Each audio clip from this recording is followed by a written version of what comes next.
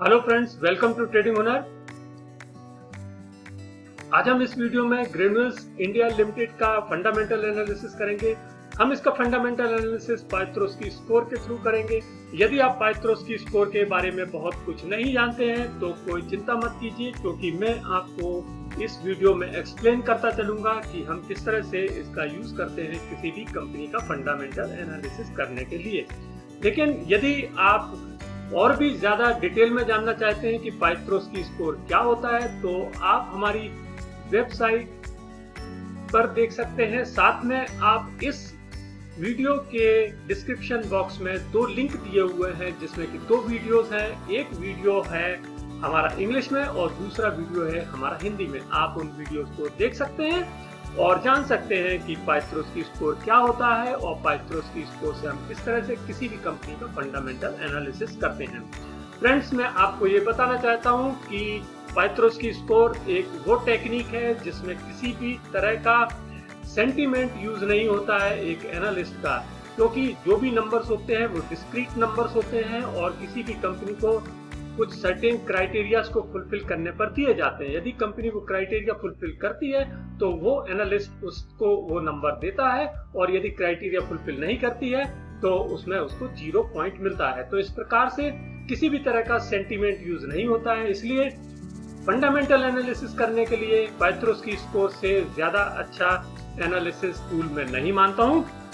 और यहाँ पर मैं एक चीज आपको बताना चाहता हूँ कि हम ग्रेन्यूल्स इंडिया लिमिटेड का एक साल का फंडामेंटल एनालिसिस कर रहे हैं, यानी कि हम FY20 का एनालिसिस कर रहे हैं। और जहाँ पर भी हमको कंपैरिजन करने की जरूरत होगी वहाँ हम FY19 के साथ में करेंगे। तो ये एक साल का फंडामेंटल एनालिसिस है ग्रेन्यूल्स इंडिया लिमिटेड का। तो अब हम शुरू करते हैं इसको और हम देखते हैं। जैसा कि आप अपनी स्क्रीन पर देख रहे हैं, यहाँ पर 3 कैटेगरीज बनी हुई है: प्रॉफिटेबिलिटी, लीवरेज और ऑपरेशनल एफिशिएंसी। इसके अंदर ही 9 क्राइटेरिया आते हैं। प्रॉफिटेबिलिटी में 4 क्राइटेरिया आते हैं, लीवरेज में 3 क्राइटेरिया आते हैं और ऑपरेशनल एफिशिएंसी में 2 क्राइटेरिया आते हैं। तो सबसे पहले लेते हैं हम प्रॉफिटेबिलिटी। और कोई भी क्राइटेरिया यदि कंपनी फुलफिल करती है तो उसमें उसको 1 पॉइंट मिलेगा, और यदि वो फुलफिल नहीं करेगी तो उसको 0 पॉइंट मिलेगा। तो यहाँ पर हम सबसे पहले शुरुआत करते हैं प्रॉफिटेबिलिटी से। यहाँ पर जो पहला क्राइटेरिया है वो पॉजिटिव नेट इनकम। हम देखते हैं कि क्या कंपनी ने पॉजिटिव नेट इनकम जनरेट की है। यदि की है तो उसको 1 पॉइंट मिलेगा। तो यहाँ पर हम देख रहे हैं कि कंपनी ने 309.91 करोड़ की इनकम जनरेट की है FY 2020 में, जैसा कि आप देख रहे हैं। और ये जो आप डाटा देख रहे हैं, फर्स्ट कॉलम में 2020 का है, सेकंड कॉलम में 2019 का। यहाँ पर हम देख रहे हैं कंपनी ने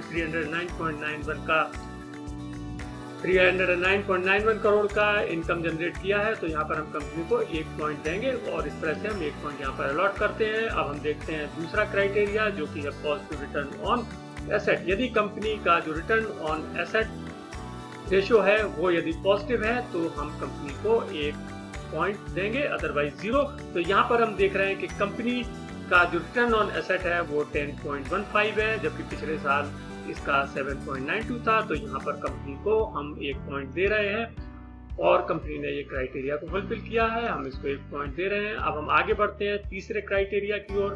हमारा तीसरा क्राइटेरिया है पॉजिटिव ऑपरेटिंग कैश फ्लो की। क्या कंपनी ने कैश फ्लो जनरेट किया है, पॉजिटिव कैश फ्लो जनरेट किया है। तो यदि जनरेट किया है तो उसको 1 पॉइंट मिलेगा।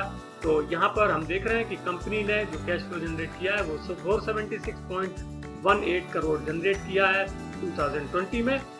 जैसा कि आप अपनी स्क्रीन पर देख रहे हैं, ये जो डाटा है ये लैक्स में है, इसलिए मैंने इसको करोड़ में बना दिया है और ये आ रहा है 476.18 करोड़। तो यहाँ पर कंपनी ने क्राइटेरिया फुलफिल किया, हम इसको 1 पॉइंट देते हैं, जैसा कि हम यहाँ पर अलॉट कर रहे हैं। अब जो चौथा क्राइटेरिया आता है वो थोड़ा सा ट्रिकी है और ये बड़ा डिफिकल्ट होता है। बहुत सारी कंपनियां इसको स्कोर नहीं कर पाती हैं। वो है cash flow from operations greater than net income. यानी कि जो cash flow from operating income था, यानी जो थर्ड क्राइटेरिया था, वो फर्स्ट क्राइटेरिया से पॉजिटिव नेट इनकम से ज्यादा होना चाहिए।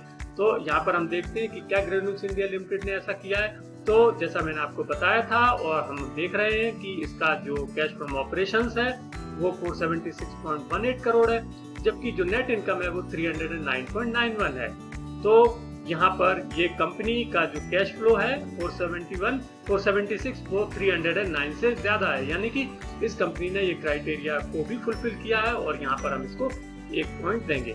तो इस प्रकार से हम देख रहे हैं कि कंपनी को 4 पॉइंट्स मिलते हैं प्रॉफिटेबिलिटी कैटेगरी में, क्योंकि तो इसने चारों क्राइटेरिया फुलफिल किए हैं। अब जो हमारा फर्स्ट राउंड का स्कोर है ग्रेन्यूल्स इंडिया लिमिटेड का वो है 4 और यहाँ पर हम अपडेट कर देते हैं इसका स्कोर।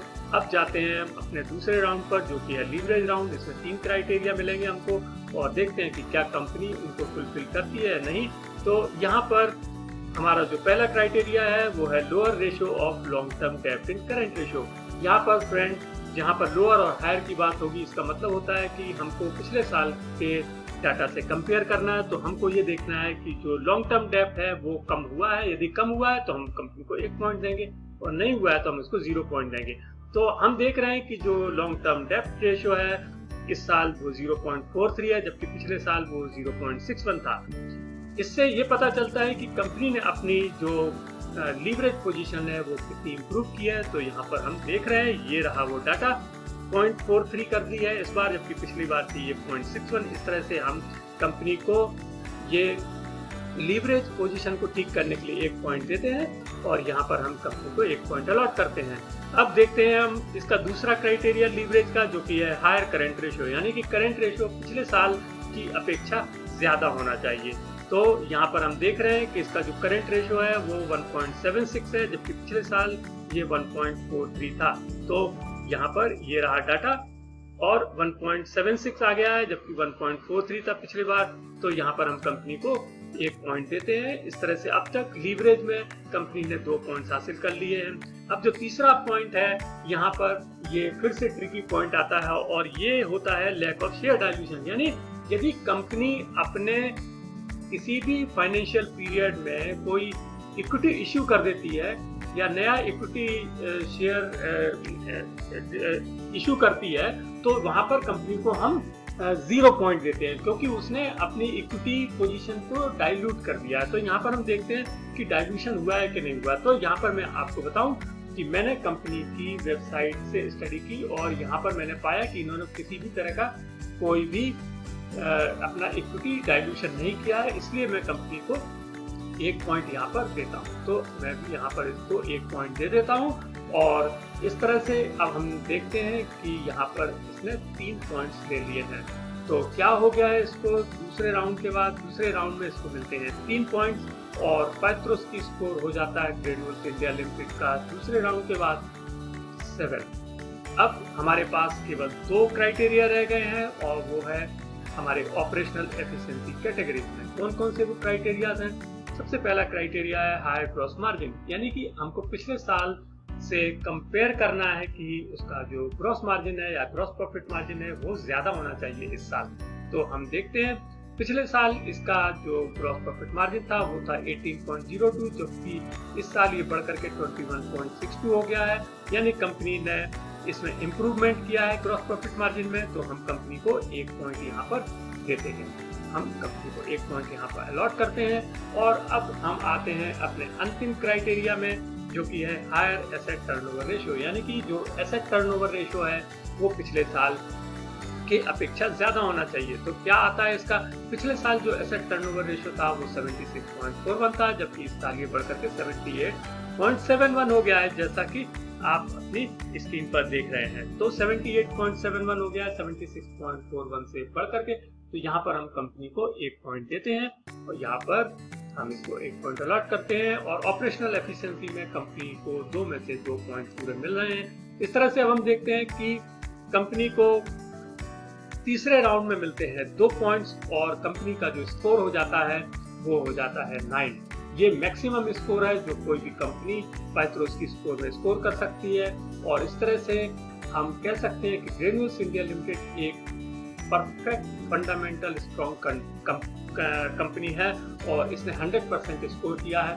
वैसे भी कोई कंपनी यदि 7, 8 या 9 स्कोर करती है तो फंडामेंटली स्ट्रॉन्ग मानी जाती है, और यदि वो 6, 5 या 4 करती है तो एवरेज मानी जाती है, और उसके नीचे वाली कंपनियां फंडामेंटली पुअर कंपनी मानी जाती है। दोस्तों, आपको ये वीडियो कैसा लगा? यदि आपको वीडियो अच्छा लगा हो तो इसे लाइक कीजिएगा और शेयर कीजिए। और यदि आपने अब तक हमारे चैनल को सब्सक्राइब नहीं किया है तो प्लीज हमारे चैनल को सब्सक्राइब कीजिएगा और बेल आइकन को प्रेस कीजिए। Thank you.